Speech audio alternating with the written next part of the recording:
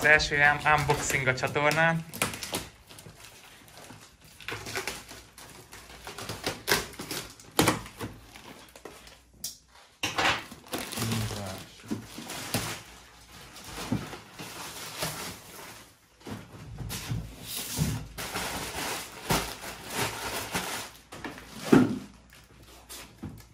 Várjál, szükségem.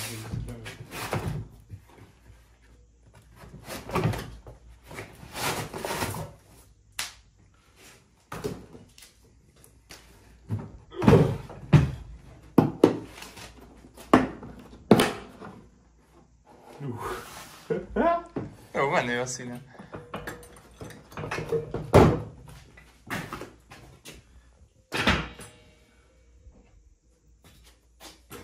Állat. Azt figyeltem, hogy 89 mm-es, tehát hogy bemegy sportautók alá is. Ja, azért kérdezted a igen, igen, van olyan, amelyik 13 centinél kezdődik. Az egész 40 centig emel. Jó, sokat emel egy lenyomásra. Nem tudom, azt nem lehet állítani? Hát, nem tudom, megnézzük majd a YouTube-t. De jó, állat. Arra nincs egy gumitank? De, szerintem igen. Nem biztos, nem mindegyiknek van. Mert állítólag pont úgy kell oda tenni, hogy ne csúszson le róla, érted?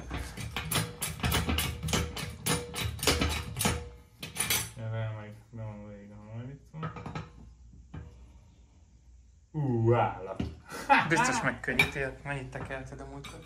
De vagyok, köszönöm szépen. Nincs mit, Isten éltessen. De állat. Játó. Ez ilyen felújító készlet lehet a pompához? Hogyha véletlenül romlik. Az nem jó jel, ha már adtak egyet, de... Hát mit tudom én, lehet a szkópítni, érted? De vitam. Gurul könnyen? Aha.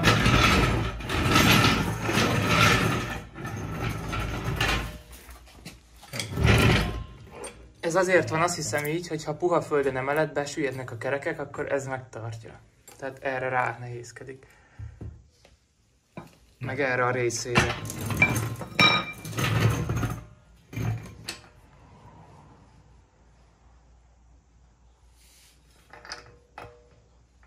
Ez jó kis erős keréknek néz ki.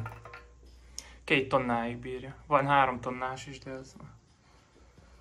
az már dupla pompás lett volna, meg magasabb lett volna minimális emelés kapacitása.